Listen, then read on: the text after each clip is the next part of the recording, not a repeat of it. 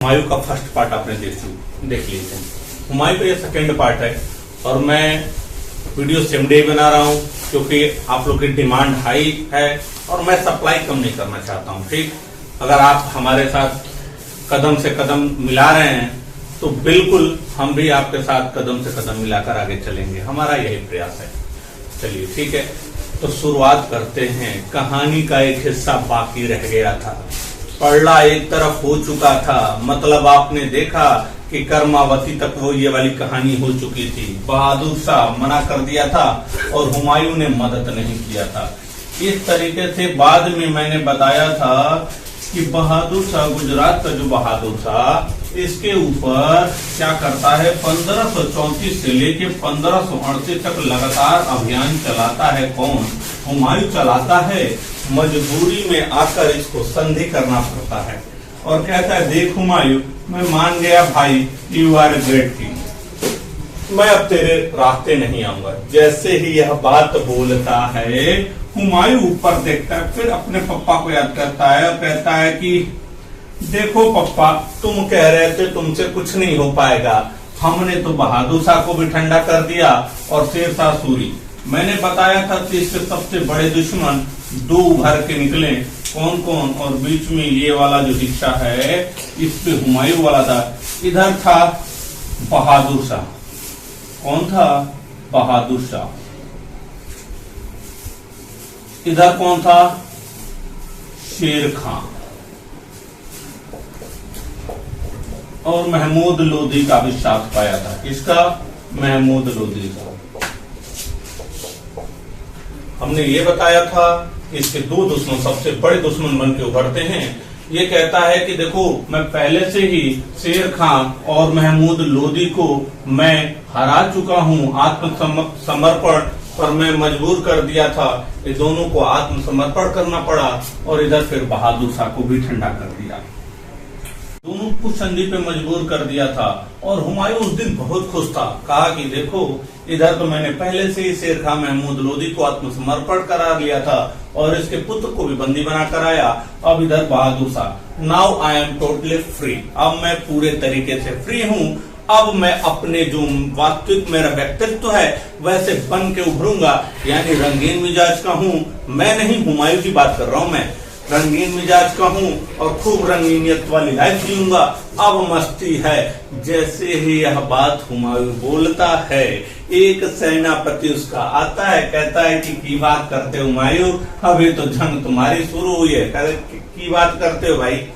कहते जिस समय तुम गुजरात के ऊपर अभियान चला रहे थे, बहादुर शाह के पीछे पीछे दौड़ रहे थे घोड़ा लेकर, उस समय शेर खां क्या किया, अपनी ताकत को बढ़ाया और पूरा संधि की सारी शर्तें तोड़ के इस वाले हिस्से पर पूरा कब्जा कर लिया। जैसे यह बात बताता है, और यहाँ पे याद रखना, जैसे यह बात बताता है, हुमायूं कहता है कि डोंट वरी, कोई बात नहीं भाई, चिंता ना करो, फिर से जाएंगे, वही चुनारगढ़ किले में छुप कर बैठा होगा, उसी चुनारगढ़ किले को घेर लेंगे और फिर से आएगा, हाथ जोड़ेगा। पिछले बार गलती हो गई थी हमसे कि हमने इसको जिंदा छोड़ दिया, इस बार जिंदा नहीं छोड़ेंगे। फिर वही पुराना टेक्निक अपनाता है। कौन अपनाएगा? हुमायूं अपनाता है और जाता है।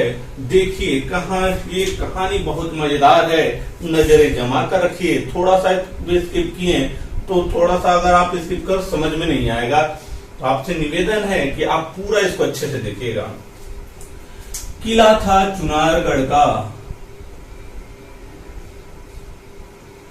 ये किला थोड़ा सा ऐसे बना दो, चुनारगढ़। इस किले को कौन घेर लेता है जाता है? तो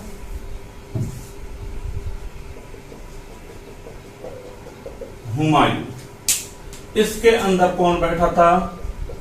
शेर खां। अब देखो हुमायूं बाहर। हुमायूं जब तक घेरता, मैंने बताया था कि शेर खां के पुत्र को बंदी बनाकर गया था। बेटा भी कम खिलाड़ी नहीं, वो क्या करता है, वो पहले ही इसके बंधक से आजाद होता है और आके कहता है, पप्पा सावधान, क्योंकि हुमायूं फिर से आ रहा है और फिर से आपको चारों तरफ से घेर लेगा और फिर से घेर लेगा। उसके बाद क्या होगा, फिर से आपको आत्मसमर्पण करना पड़ेगा। शेर खां सचेत हो जाता है, पहले से तैयार बैठा है, सचेत होता है, कहता है कि पुत्र परेशान ना हो, आने दो ससुरा को, अभी हम बताते हैं। कौन कहता है? शेर खां कहता है। और जैसे ही यहाँ पे पहुंचता है, जैसे ही हुमायूं चुनारगढ़ के किले को घेरने पहुंचता है, ये बंगाल वाला भारतीय मानचित्र के अनुसार आप देखेंगे तो बंगाल, और ये शेर खां भाग के कहाँ चला जाता है? बंगाल चला जाता है। कहाँ चला जाता है? बंगाल चला जाता है। हुमायूं जब ये देखता है शेर खां तो 9-11 हो गया, भाग गया। कहाँ भाग गया? बंगाल भाग गया। कहता है अच्छा इसका पीछा नहीं छोड़ेंगे, और यहाँ पर हुमायूं बंगाल इसके पीछे पीछे पीछे पीछे दौड़ के चला जाता है। अब देखिए, ये जैसे ही बंगाल जाता है हुमायूं बंगाल पहुंचता है, शेरशाह कहता है चलो अभी लड़ने की क्षमता नहीं है, चूहे और बिल्ली का खेल ही खेल लेते हैं। और ये क्या करता है, फिर से भाग के आ जाता है। कहाँ पे? चुनारगढ़। यानी अगर आप पूरा प्रोसेस देखें तो चूहे और बिल्ली का खेल होता है, मैं तुम्हारे यहाँ, तेरे आगे पीछे मेरा दिल खो गया। अब देखो, ये आगे आगे और ये पीछे पीछे खूब दौड़ भाग कर रहा है। हुमायूं अपनी जिंदगी से परेशान हो चुका था। कहता है यार जब से राजा बना पूरी जिंदगी खराब हो गई, जब से राजा बना पूरी जिंदगी खराब हो गई। क्या बताया जाए, मैं पहले ही बता चुका हूँ कि हुमायूं व्यक्तिगत जिंदगी उसकी कैसी थी। कहता है जब से राजा बना 1530 में ऐसा नुसरत बाबर छोड़कर गया, अपने पूरी जिंदगी उधलड़ा, हम भैया हमें चैन से जीने नहीं दे रहे हैं। कभी बहादुर शाह, कभी शेर खां, कभी महमूद लोदी। परेशान हो जाता है, अपनी जिंदगी से उब जाता है। कहता है ना जीना, अब बस, अब मैं ज्यादा कुछ नहीं करूंगा, अब मुझसे नहीं होगा ये सब। और कहता है कि जिंदगी है यार, एक बार जिंदगी मिली है, थोड़ा सा एंजॉय कर भी लेना चाहिए। ठीक है, इस बात को मैं भी थोड़ा बहुत सपोर्ट करता हूँ। जिंदगी एक बार मिली है, थोड़ी सी खुलकर जी लेनी चाहिए, लेकिन हुमायूं की भांति कुछ ज्यादा ही जिंदगी नहीं जी लेनी चाहिए कि आपका भविष्य खतरे में आ जाए। ठीक, जैसा कि आप हमें ले लीजिए, मैं आपको यहाँ पे पढ़ा रहा हूँ। मैंने सोचा इंटर के बाद मैं अब आगे नहीं पढ़ूंगा, कुछ ऐसे बीए में एडमिशन करा लूंगा, लेकिन ठीक विपरीत होता गया। फिर हमने इंजीनियरिंग किया, इंजीनियरिंग में भी टफ ब्रांच इलेक्ट्रिकल, फिर हमने यूपीएससी की तैयारी की, फिर उसमें मेंस लिखा, ये नहीं हुआ, चलिए ठीक है। फिर एक जगह और पेपर दिया, उसमें फाइनली सिलेक्शन हुआ, फिर नौकरी किया, फिर ऑफलाइन क्लास पढ़ाई, अब लाइव स्टडीज पर आपके सामने हूँ। अब मैं सोचूं नहीं यार, जिंदगी एक बार मिली है, मारकर रख दो और खूब एंजॉय कर लो। अगर मैं एक साल मारकर छोड़ दूं तो मैं अपनी धार को खो बैठूंगा और अपना ही भविष्य चौपट कर बैठूंगा। तो आप बिल्कुल ऐसा ना कीजिएगा। हुमायूं क्या करता है, यहाँ पे बंगाल, फिर ऐसे बंगाल में जैसे ही हुमायूं पहुंचता है, कहता है ना अब नहीं, अब जिंदगी जीना है मुझे। और जिंदगी जीता है कब? और यही बंगाल में गौड़ नामक स्थान था। क्या स्थान था? गौड़ नामक स्थान रहता है।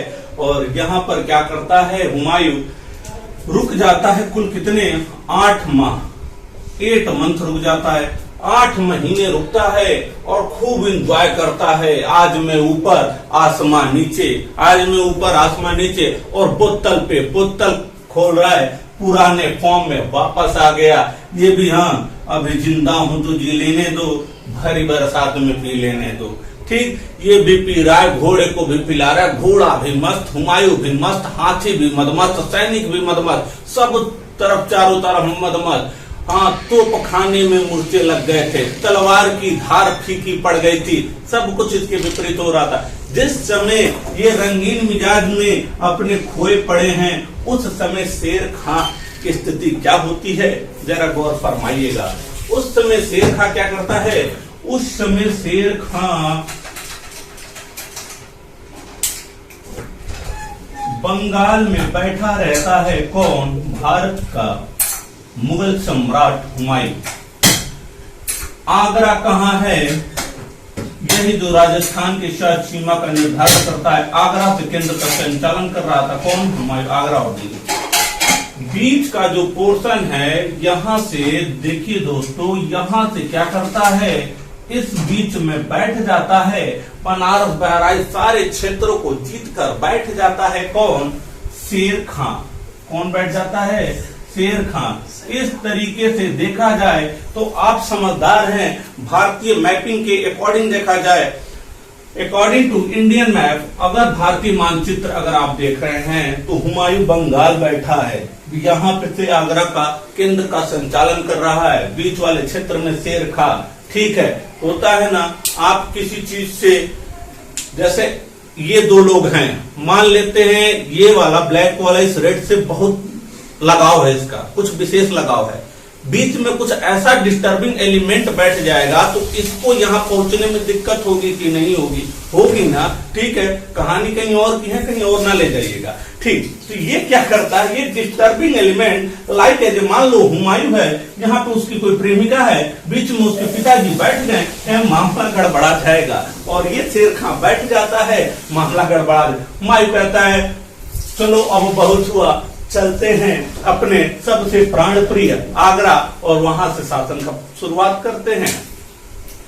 जब यह निकलता है, कौन? हुमायूं निकलता है। देखिए स्थिति क्या होती है, बहुत ही मजेदार कहानी है। लग रहा है ना आप यहीं पे बैठे हो कहीं, लग रहा है ना हुमायूं को साथ ना रहना, शेर खां के साथ रहना। अब देखो, क्योंकि कैसा शासक तो पता है आप सभी को। अब देखो हुमायूं चलता है, यहाँ पे जैसे ही पहुंचता है यही बिहार पहुंचा रहता है। कौन? हुमायूं बिहार पहुंचा रहता है। और वो देखो हुमायूं पहुंचता है बिहार, जब तक पहुंचता है, और बिहार में पहुंचता है कहाँ पे? चौसा। कहाँ पे पहुंचता है? चौसा।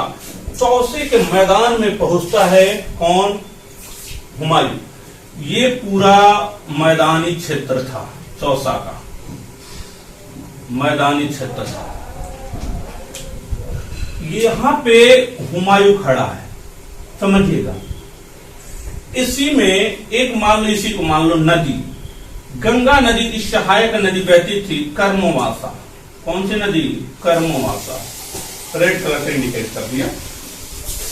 जब इंडियन ज्योग्राफी पढ़ाऊंगा इसके बाद तो मैं आपको इंडियन रिवर में बताऊंगा कि गंगा कहां से निकलती। बहुत लोग कहते हैं गोमुख से निकलती, इधर से निकलती, ऐसा कुछ भी नहीं है। गंगा उसका कब कैसे नाम पड़ता है बिल्कुल बेहतरीन तरीके से समझेंगे इंडियन रिवर में। ठीक, अब देखा जाए हुमायूं जैसे ही पहुंचता है, यहीं पे चौसा के समतल मैदान पर, एक गहरे वाले मैदान पर खड़ा होता है। हुमायूं जैसे ही सेना लेकर पहुंचता है, देखता है एक ऊंचे टीले पर विशाल सेना लेकर तैयार था। कौन? शेर खां तैयार था। कौन था? शेर खां एक विशाल सेना लेकर तैयार खड़ा था वहां पे। अब देखो शेर खां विशाल सेना लेकर तैयार रहता है चौसा के मैदान के ऊंचे वाले भाग पर। इमेजिन कीजिए एक यहाँ टीला है, इस पे विशाल सेना शेर खां की, नीचे हुमायूं की। उस समय स्थिति मजबूत किसकी होगी? निश्चित रूप से आप ऊपर से कुछ पत्थर किसी को चला के मार रहे हो, कोई नीचे से मार रहा है तो ज्यादा फोर्स रहेगा, ज्यादा उससे कौन चोटिल होगा? जो नीचे रहेगा। वहां से देखिए आपका ग्रेविटेशन फोर्स भी ज्यादा वहां पे काम करेगा। चलिए ये सब बात की बात है, फिजिक्स में देखेंगे। तो यहाँ से देखा जाए ये पूछे टीले पे हुमायूं जैसे पहुंचता है, एकदम मस्त, घोड़े भी झूम रहे हैं, हुमायूं भी झूम रहे हैं, आज में ऊपर आसमान, नीचे अच्छे घोड़े चल रहे हैं।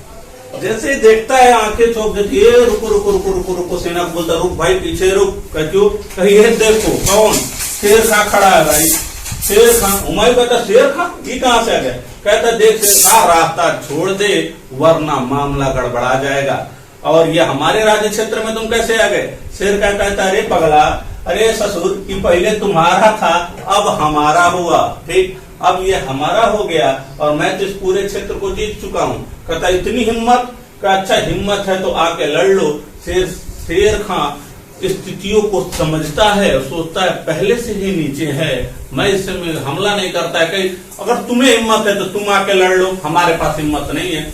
यही करते करते वो दिन आ जाता है जिसका देखिए यहाँ पे क्या होता है। हुमायूं जब गौड़ से चलता है ना, हुमायूं जब गौड़ से शुरुआत करता है, यहां से हुमायूं जब गौड़ से निकल रहा है, इसके मन में कहीं ना कहीं ये डर था कि बीच में कहीं शेर खां न मिल जाए। बीच बीच में आपको कुकर की सीटी की आवाज आ रही होगी, ठीक, बिल्कुल परेशान ना होइएगा। हमारी भी जिंदगी एक आम इंसान की जैसे ही है, ठीक है। तो आप भी जैसे सुन लेकर रहते हैं, हम भी अपने भी कुछ व्यक्तिगत काम है, तो आप उस पर ध्यान ना देते हुए इस पे ध्यान दीजिए। अगर आपको पूरा अच्छे से तैयार होगा, अच्छे से आप परफॉर्मेंस आपका रहेगा, तो निश्चित रूप से पनीर बना रहा हूँ, आपको भी बुलाकर जरूर खिलाऊंगा अपने हाथ से बना के, ठीक है। तो आगे देखते आते हैं मुद्दे पे। अब देखिए, पनीर खाना है ना, तो अच्छे से पढ़ाई कीजिए बच्चा। अब देखो, यहाँ पे हुमायूं जब निकलता है तो पहले से इसके मन में कहीं ना कहीं एक खौफ रहता है, बीच में कहीं ई ससुर ना मिल जाए शेर खां, और क्या होता है, टेंशन में रहता है। अब देखो, जब हुमायूं देखता है शेर खां को तो गाना गाता है। कौन सा गाना गाएगा?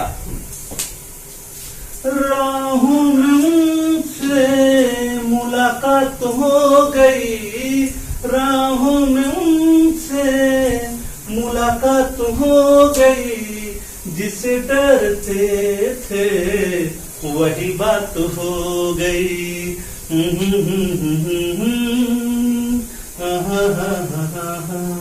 अब आते हैं, अब देखिए, हुमायूं जब ये गाना गाता है, जब तक शेर खां दिख जाता है और ये कहते हैं कि तुम आओ, और वो दिन आता है जिसका इंतजार रहता है, किसको? शेर खां को। थोड़ा सा इसे रफ करते हैं।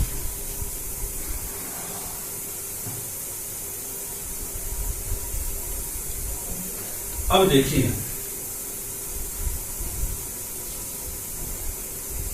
वो दिन आता है, शेर खां जब इंतजार करता है उस दिन को, और दिन रहता है 26 जून, बरसात का मौसम आ जाता है, और 26 जून 1539 को भयंकर रूप से बारिश होती है। और मैं बार बार कह रहा था, कर्मवासा, गंगा की सहायक नदी कर्मवासा थी, और यहाँ पे हुमायूं की चौसा के मैदान में, और यहाँ पे गंगा का भी पानी आता है, चौसा का मैदान में हुमायूं खड़ा था। और यहाँ पे क्या होता है, बारिश के वजह से पूरे इसके तोप बारूद सब कुछ खराब हो जाते हैं, पूर्ण रूप से चौपट हो जाते हैं। घोड़ा बह गए, हाथी भी उसमें डूबने लगी, बहुत बड़ी हाथी होती है, काफी ज्यादा बारिश हुई थी। सैनिकों भी इधर उधर मतलब पानी में जाने लगे, मतलब पूरे सेना में खलबली हो गई।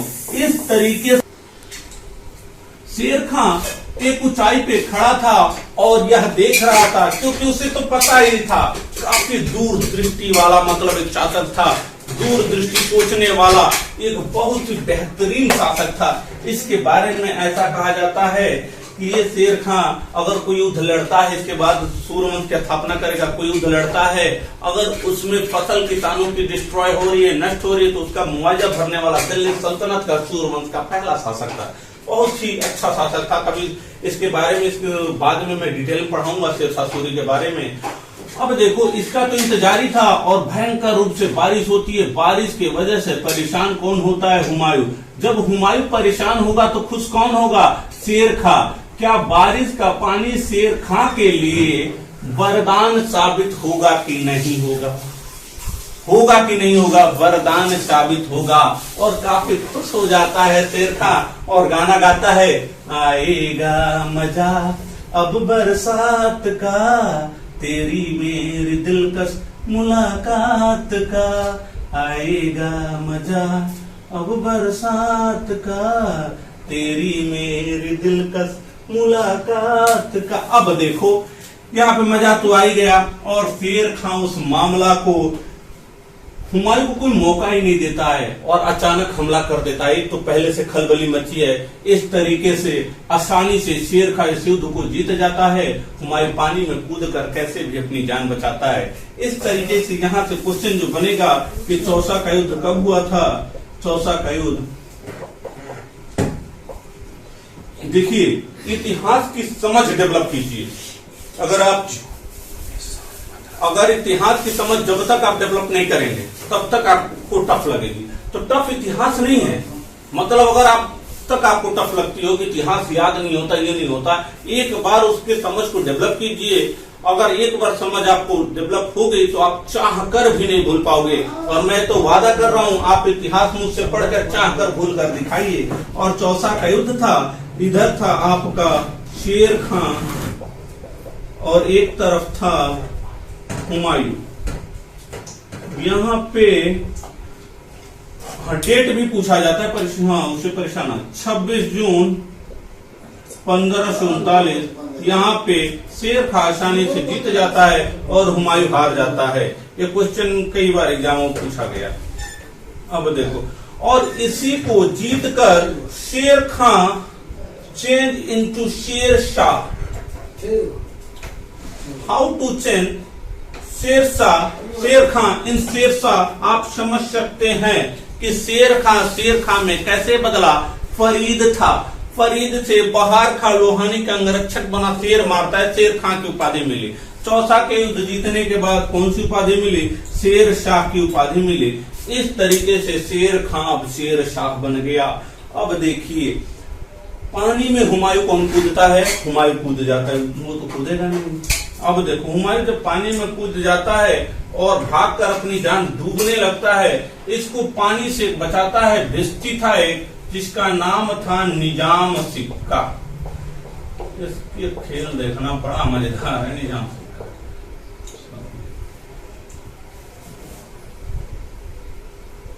ये ना सोचना कपड़े से मचा रहे हैं।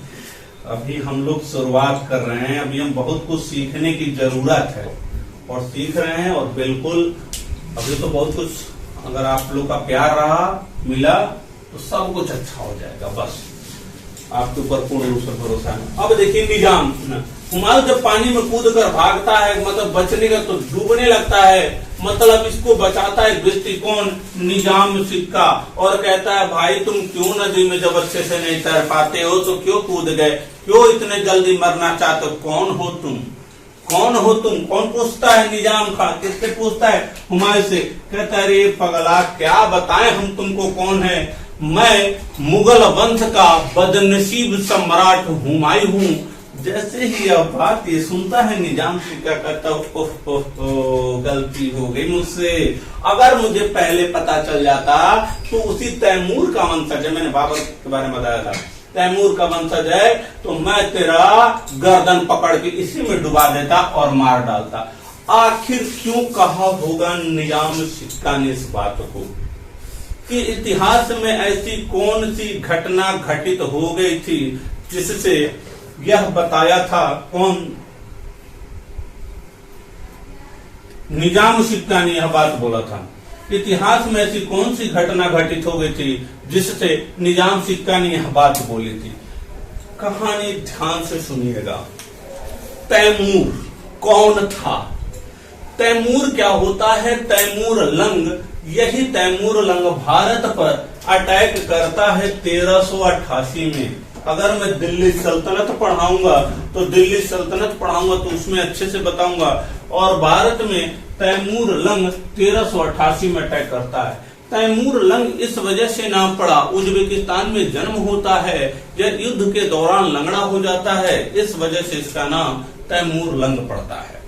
अब देखिए, तैमूर लंग क्या करता है कि मंगोलिया वाले क्षेत्र में जनजाति वाले क्षेत्र थे, उनको सैनिक बनाता है और एक विशाल सेना लेकर भारत की तरफ चढ़ाई करता है। यहाँ पे जहां भी जिसको भी मिलता है तैमूर लंग सबको मार देता है। कहा जाता है कि तैमूर लंग एक ऐसा दरिंदा था, तैमूर लंग एक ऐसा दरिंदा रहता है कि जिस क्षेत्र से जाता है सबका कत्लेआम कर देता है। कहा जाता है कि मेरठ के गांव से गुजरता है, वहां पे 30,000 हिंदुओं के गांव थे, वहां पे बिना किसी गलती के सबको काट डालता है। 18 वर्ष से जो नीचे रहता है उसको गुलाम बनाता है, 18 साल से ऊपर जो रहता है उसकी गर्दन कटवा देता है। एक सेनापति इसका कहता है कि देखियो साहब, ये तो आपको कुछ नहीं किए हैं, आप जिस राजा से लड़ाई कर रहे हैं आप उसका हानि पहुंचाइए, ये तो एक निर्दोष जनता है, आप इन पे शासन कर सकते हैं। ये क्या करता है, उस सेनापति की ही गर्दन काट देता है। अब समझ सकते हैं आप किस टाइप का निर्दयी था। मतलब कहने का मतलब ये हिंदू मुस्लिम क्या जहां से गुजरता है, तो आप इस चीज को धर्म से ना जोड़िएगा। इंसान का एक इंसान के दो ही धर्म, देखिए इंसान का अगर देखिए जाति देखा जाए तो मेरे अकॉर्डिंग दो ही जाति होती है, एक पुरुष जाति और एक स्त्री जाति, और धर्म एक ही होता है, इंसानियत। तो आप धर्म और जाति से काफी दूर हटिए और अपने लक्ष्य को प्राप्ति के लिए निरंतर मेहनत करते रहिए, सफलता निश्चित रूप से आपके चरण चूमेगी। ठीक, आते हैं मुद्दे पे।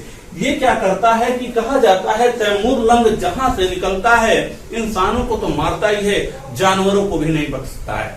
यहाँ पे कुत्ते, बिल्ली, भेड़, बकरी, गाय, भैंस सबका कत्लेआम करता है तैमूर लंग, ऐसा दरिंदा। और इन सब चीजों में इसकी मदद करता है खिज्र खां, और यही खिज्र खां जब मदद करता है इससे प्रसन्न होकर तैमूर लंग कहता है ठीक है, मोहम्मद साहब के समय आक्रमण किया था, प्रसन्न होकर कहता है ठीक है, आज से दिल्ली सल्तनत तेरी हुई, ले बेटा रख ले, तूने मेरी बहुत मदद की। और यही खिज्र खां भारत में दिल्ली सल्तनत में सैयद वंश की नींव डाल दी। आप परेशान ना होना, सोचना दिल्ली सल्तनत नहीं, ये तो अभी ट्रेलर है, पूरी मूवी बाकी है। दिल्ली सल्तनत पढ़ाऊंगा, एकदम आपको उसी में एक कुर्सी पे बैठा दूंगा और आप देखना अच्छे से।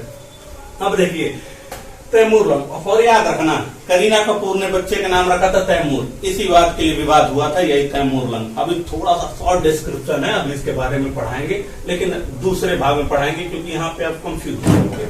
अब देखिए ये तैमूर लंग, और ये कहता है कौन, निजाम सिक्का, कहता है ठीक है भाई, अभी भी लेट नहीं हो, मैं कहता लेट नहीं, डुबा के मार दो, लेकिन अगर मैं बच गया, अगर मुझे मौका मिला तो मैं तुम्हारे एहसान का बदला जरूर चुकाऊंगा। इस तरीके से हुमायूं बच जाता है और पुनः क्या करता है, पुनः आगरा पे जाता है, शासन की शुरुआत करता है। ये हुमायूं इस बदला को भूल नहीं पाता है।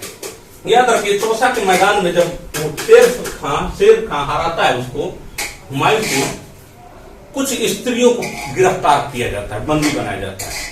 इन स्त्रियों को हुमायूं को शेर खां ने ससम्मान सहित वापस कर देता है और कहता है देख हुमायूं, मुझे दिल्ली और आगरा चाहिए, उससे दुश्मनी है, इन औरतों से नहीं। ऐसा शेर खां था, वे आगे बताएंगे, बहुत महान शासक हुआ शेर खां। अब देखिए अपने प्रतिशोध का बदला लेने के लिए कितना मैं रब कर दे रहा हूं, ठीक,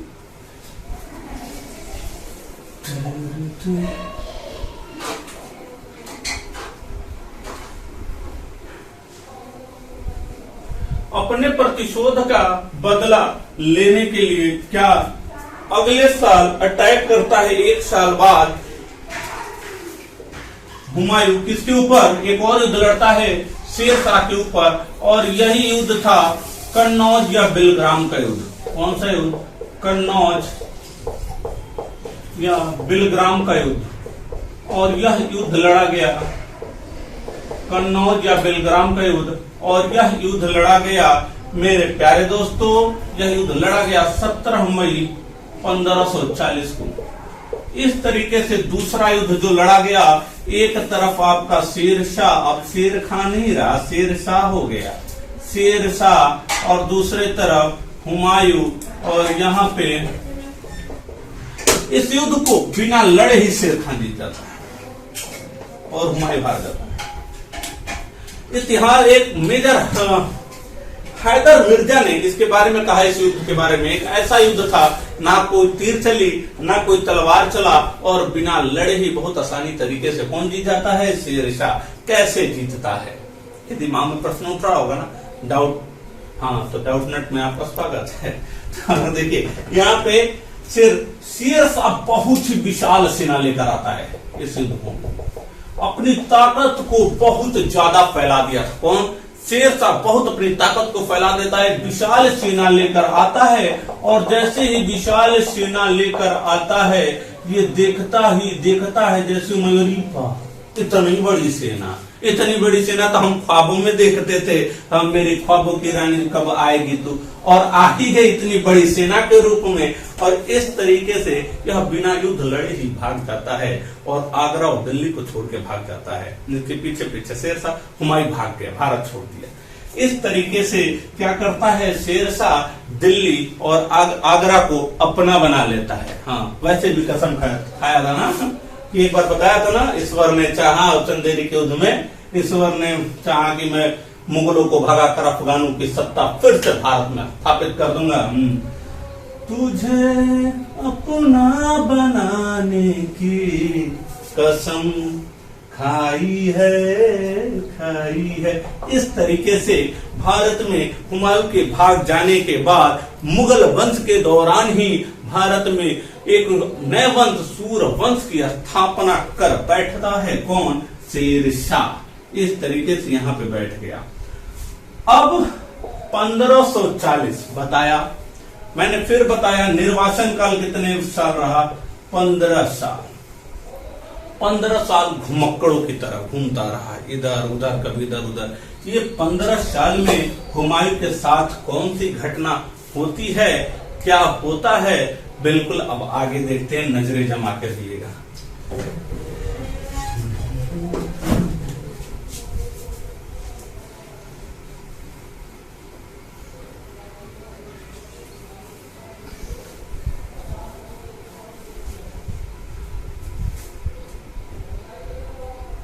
जब इधर उधर घूम रहा था, ये भाग के जाता है और अमरकोट, यही अस्करी की मदद से, किसके मदद, इसका भाई अस्करी था ना, अस्करी की मदद से हुमायूं शरण लेता है अमरकोट। गुजरात वाला पोर्शन था, वर्तमान में पाकिस्तान में है। भाग के जाता है अस्करी से मदद से, अमरकोट में जाता है, और अमरकोट में एक राजा थे राणा वीरशाल, कहीं के वेरीशाल मिल जाता है, कंफ्यूज ना होना, राणा वीरशाल। और ये क्या करता है, हुमायूं भाग के जाता है और राणा वीरशाल के महल में शरण लेता है। कहां शरण लेता है, अस्करी जो इसका भाई था, इसी के मदद से अमरकोट के शासक, जो गुजरात वर्तमान में पाकिस्तान क्षेत्र में है, तो राणा वीरशाल के महल में वहीं पे शरण लेता है। हुमायूं अपनी जिंदगी से बहुत निराश हो चुका था, बिल्कुल भारत जैसे, हमारा प्यारा भारत, इसको इतने लोग रोदते हैं, ठीक, इस भारत पे जिसकी शासन थी, चुटकियों में किसने खत्म कर दिया, शेर शाह ने खत्म कर दिया। अब देखो खत्म कर दिया, क्योंकि देखो हुमायूं जो था ना, मैंने बताया था ना, बहुत एक रंगीन मिजाज का शासक था, थोड़े आलसी भी कह सकते हैं आप। क्यों होता है ना, गिर जाना तो उठकर जाना नहीं अच्छा, दुनिया में हाथ पांव हिलाना नहीं अच्छा, बिस्तर पर मिसललीथ पड़े रहे मगर बंदरों की तरह धूम मचाना नहीं अच्छा, सर भारी चीज है इससे तकलीफ हो तो हो मगर बेचारी जीभ को सताना नहीं अच्छा। इसलिए मैं भी नहीं सता रहा हूँ, पनीर बना रहा हूँ आज। अब देखिए हुमायूं ऐसा ही शासक था कि जीभ को नहीं सता रहा, ठीक है, बोतल पे बोतल खोलो, अफीम का सेवन करो। अब देखो राणा वीरशाल के महल में आ गया, पूरे दिन उदास बैठा रहता है, और राणा वीरशाल के महल में एक छोटा सा कमरा था। कहानी देखो बड़ा दिलचस्प होने वाली है। हुमायूं बैठ गया, अब देखो हुमायूं बैठ गया और एक कमरे में था, कमरा यहाँ पे था, और इसी कमरे में एक खिड़की थी, और इस देखिए अच्छे समझना, यहाँ पे कमरा है, ये हुमायूं का कमरा है, इसमें खिड़की है, क्या है, खिड़की है। हुमायूं पूरे दिन इसी एक छोटे से कमरे में रहता है, और छोटे से कमरे में रहता है, और एक खिड़की सामने एक मस्जिद थी, इसी मस्जिद के छत पे, ये जैसे ही जंगले से ऐसे देखता है, इसी मस्जिद की छत पे एक सुंदर कन्या खड़ी रहती है, और ये यहाँ पे हुमायूं इस खिड़की के पास, और यहाँ पे एक मौलवी की ही बेटी रहती है, यही मौलवी की बेटी रहती है, और यह मौलवी हिंदाल का गुरु था। किसका गुरु था, हिंदाल का गुरु रहता है, इसी के भाई हुमायूं का भाई हिंदाल के गुरु रहता है, उसी की बेटी यहाँ पे रहती है, खड़ी होती है, और उसी के यहीं पे कमरे, और देखो रूम लिया, दरवाजा खोला, सामने कोई सुंदर कन्या खड़ी है, देखते ही रह जाता है। कौन, हुमायूं देखते ही रह जाता है, ठीक है। वो मूवी याद आ रही है मुझे, दिलवाले मूवी देखी है, वो जैसे माचिस जलाता है, कौन, अजय देवगन था ना, अजय देवगन ट्विंकल खन्ना को, हाँ तो कौन। अब देखो जैसे ही देखता है एकदम शॉक्ड हो जाता है कि अरे वाह ये क्या देख लिए। अब क्या करता है, म्यूजिक ये भी देता है, कैसे देगा, ओहो हे हे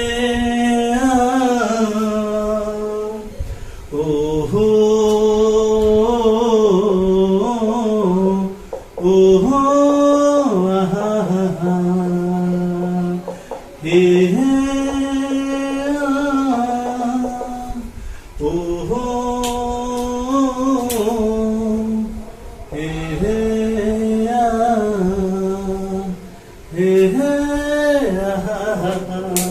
कितना हसीन चेहरा, कितनी प्यारी आंखें, कितनी प्यारी आंखें, कितनी प्यारी आंखें है, आंखों से छलकता। चलिए अब आगे देखते हैं। अब देखिए, तुझे देखा तो ये जाना सनम प्यार होता है दीवाना सनम। और इस तरीके से हमीदा बानो बेगम को देखते ही फ्लैट हो जाता है कौन, हुमायूं। इसे कहते हैं जी सच्चा आशिक। है कुछ नहीं ठीक भी, फिर भी मिजाज होता है पहले जैसे मिजाज में। अब ये हुमायूं क्या करता है, किसको देखो होता है ना किसी न किसी को।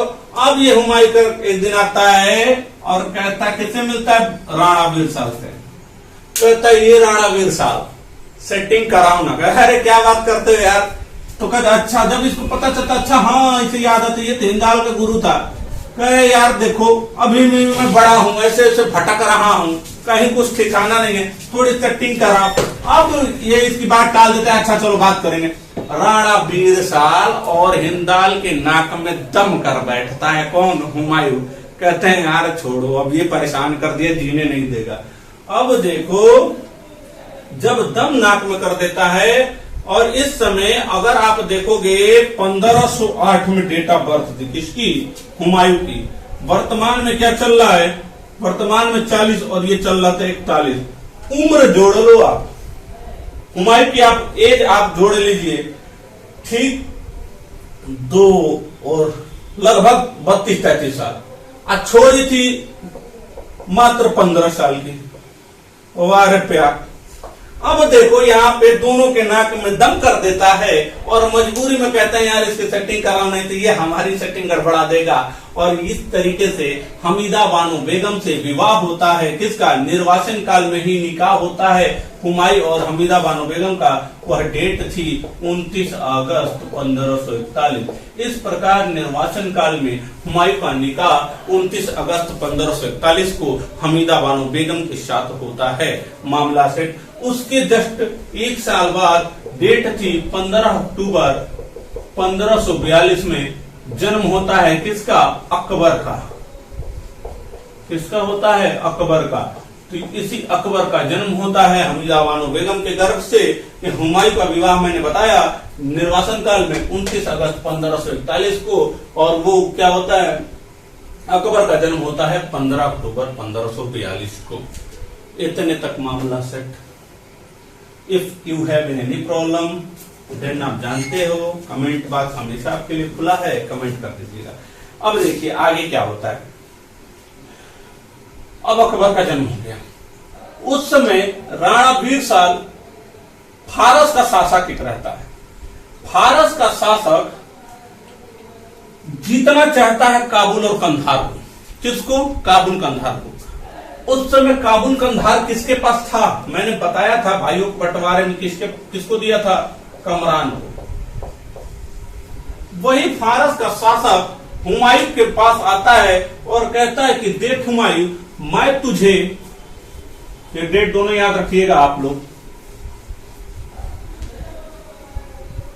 तुझे देखा तुम्हें जाना सनम, प्यार होता है दीवाना सनम, अब यहाँ से कहाँ जाए हम, तेरी बाहों में मर जाए हम।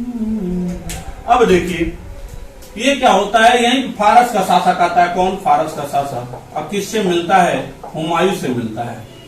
थोड़ा जल्दी करेंगे, हुमायूं से मिलता है और कहता है ये फारस की शासक की तमन्ना रहती है किसको जीतने को, काबुल और कंधार को। काबुल कंधार। फारस का शासक कहता है कि देख हुमायूं, मैं तुझे भारत वापस दे सकता हूँ, बदले में तुम्हें भी कुछ देना होगा। क्या चाहिए तुम्हें, कहा कि तुम्हें चाहिए, हाँ हमें चाहिए काबुल कंधार। हुमायूं कहता लो दिया। कैसे दिया, कहते हमारा ही तो है, अपने भाई को दिए थे, वापस लेके तुम्हें दे देते हैं। कहते नहीं यार, अब मामला ये कमरान तुमको घुसने नहीं देगा नहीं। और इस तरीके से हुमायूं कहता है अच्छा इसे कैसे नहीं। हुमायूं बात करता है कमरान से। कमरान कहता है भाग जो नहीं तो बहुत चाटा मारूंगा, अपना तो सब कुछ बर्बाद कर दिए, पूरे भारत को खो दिए, अब आए हो हमारा काबुल कंधार छीनने। कहा कि दे दो यार, वैसे भी तुम्हें पंजाब वाला मुल्तान वाला कुछ हिस्सा दिया हूं, उसके बदले में हमें ये देगा, कह रहा भाग जाओ यहां से। इस तरीके से हुमायूं को डांट के भगा देता है उसका भाई कमरान। हुमायूं कहता है तू नहीं देगा तो हम तुम्हारे ऊपर आक्रमण करेंगे। कहता ठीक है कर लो। इस तरीके से हुमायूं फारस के शासक की मदद से हमला करता है, कंधार को कंधार जीत लेता है। किससे जीत लेता है? कमरान से जीत लेता है। यह सब घटना देखता है इसका भाई कौन? अस्करी। कौन? अस्करी। कहता है यार ये भारत के लिए, ये अपनी शासन सत्ता के लिए, ये जब अपने सगे भाई का नहीं हुआ तो ये आज इसको मार रहा है, कल हमें मार लेगा, छीन लेगा संभल वाला क्षेत्र। इस वजह से अस्करी क्या करता है, इससे मुंह भंग हो जाता है, इससे गुस्सा कर और अस्करी के हाथ लग जाता है इसका सबसे प्रिय पुत्र अकबर, और अकबर को गिरफ्तार कर लेता है अस्करी और ले जाके दे देता है किसको? कमरान को। इस प्रकार अकबर कमरान के पास चला गया। जैसे ही कंधार जीतने के बाद हुमायूं काबुल पर चढ़ाई करता है, तोप लगाता है मारने को। ये कमरान कहता है लटका देता है। किसको लटका देता है? अकबर को लटका देता है किले से। हुमायूं को रहे रुको रुको रुको, अब सोचता है तो कहता है कमरान देखो या तो काबुल जीत लो चाहे अकबर को ले जाओ तुम, मतलब दोनों में से तुम्हें एक चीज तुम भाई। अब रुका है कौन? हुमायूं सोच में पड़ गया कि क्या किया जाए, या तो काबुल जीत के भारत वापस लिया जाए या अपने पुत्र को खो दिया जाए। सोचता है, कुछ देर सोचने के बाद सोचता है हमीदा बानो बेगम कहाँ गई है, फिर से पुत्र प्राप्ति हो जाएगी, लेकिन भारत प्राप्ति का इससे बढ़िया मौका नहीं मिलेगा। और इस तरीके से कहता है अटैक, हमला करो। देखो किस्मत मेहरबान तो गधा पहलवान, किस्मत का बहुत बली रहता है कौन? अकबर। और यहाँ पे इस बारूद के ढेर में भी बच निकलता है वो अकबर, और इस तरीके से काबुल भी जीत लेता है कौन? हुमायूं। और यह जीत कर किसको दे देता है? फारस के शासक को। और यहाँ पे कमरान की दोनों आंखें निकलवा लेता है। ठीक, आंखें निकलवाकर जिंदा छोड़ देता है, मारता नहीं। कमरान का काम खत्म। फिर अस्करी को भी हराता है, अस्करी बेचारा भाग जाता है। इस तरीके से फारस के शासक को काबुल कंधार मिल गया। और यही हुमायूं की मदद करने के लिए एक चीज और इसके सामने शर्त रखा था, तू शिया मत का पालन करेगा। हुमायूं देखो सुन्नी मुसलमान और शिया मुसलमान, उसके बाद हुमायूं शिया मत का भी पालन भी करता है। और इसी को साथ मिलता है बैरम खां का। किसका? बैरम खां का। इधर ही मिलता है किससे? बैरम खां। फारस का शासक कहता है बैरम खां तुम्हारी हमेशा मदद करेगा, और बैरम खां की मदद से पुनः भारत पर चढ़ाई करता है कौन? हुमायूं। इस समय भारत पर किसका शासन था? इस समय भारत पर एकदम हुमायूं के जोड़ तोड़ का एक शासक था, सिकंदर सूरी। ये भी रंगीन मिजाज का शासक, सिकंदर सूरी। इससे पहले देखा जाए, अगर देखा जाए शेरशाह सूरी के बाद इब्राहिम सूर हुआ, उसके बाद सिकंदर सूर, बराबर का टक्कर देने। ये भी वैसे ही, ये भी वैसे ही, लेकिन इनके साथ प्लस पॉइंट क्या हो गया? बैरम खां। इस तरीके से देखा जाए तो यही सिकंदर सूर के साथ पहला जो 1555 में युद्ध लड़ता है, कौन लड़ता है? 1555 में युद्ध लड़ता है मछिवाड़ा का युद्ध। मछिवाड़ा का युद्ध लड़ता है। किसके किसके मध्य मछिवाड़ा का युद्ध होता है?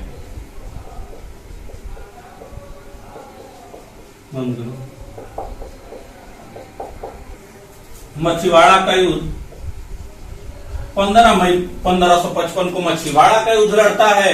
ये इस युद्ध से भाग जाता है, फिर से प्रयास करता है और फिर से लड़ता है 22 जून 1555 को। 22 जून 1555 को यही सिकंदर सूर हुमायूं के मध्य लड़ा जाता है सर हिंद का युद्ध। कौन सा युद्ध? सर हिंद का युद्ध। इन दोनों युद्ध में सिकंदर सूर पराजित हो जाता है, भाग जाता है, और इस तरीके से हुमायूं का पुनः शासन हो जाता है भारत पर। इस तरीके से 1555 में 22 जुलाई 1555 को फिर से पुनः भारत की सत्ता प्राप्त करता है, और पुनः मतलब मुगल वंश की फिर से एक स्थापना हो जाती है। पुनः मुगल वंश का अगला सम्राट बन के उभरता है हुमायूं। तो आप 1530 से 40, 55, 56, अब देखो इतने तक मामला सेट हो गया। ये डेट याद रखिएगा। ज्यादा दिन सुख नहीं भोग पाता है बेचारा। और दीन पनाह एक पुस्तकालय था, दीन पनाह पुस्तकालय। कौन से पुस्तकालय? दीन पनाह। बस आज इसको खत्म कर देते हैं।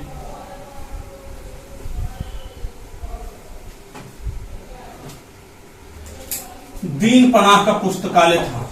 कौन सा पुस्तकालय? दीन पनाह। दीन पनाह के पुस्तकालय में शेर शाह सूरी ने एक शेरे मंडल बनवाया था। शेरे मंडल, इसी शेरे मंडल, दीन पनाह का देखा जाए तो पूरा दीन पनाह देखा जाए तो दुर्ग, उसमें शेरे मंडल नाम का एक पुस्तकालय, और इसी पुस्तकालय से की सीढ़ियों से गिरकर हुमायूं घायल हो जाता है और जनवरी 1556 में इसकी मृत्यु हो जाती है। इस प्रकार आपने देखा ज्यादा दिन सुख नहीं भोग पाता है, इसकी जिंदगी लड़खड़ाते हुए चलती है। रंगीन मिजाज का शासक था, क्या से क्या हो गया। हाँ, दीन पनाह में आया, शेरे मंडल पुस्तकालय की सीढ़ियों से लुढ़क के गिर जाता है, घायल होता है। जनवरी 1556 में काम तमाम हो जाता है। अब देखिए, इसके मृत्यु के बाद हाजी बेगम ने इसका मकबरा बनवाया।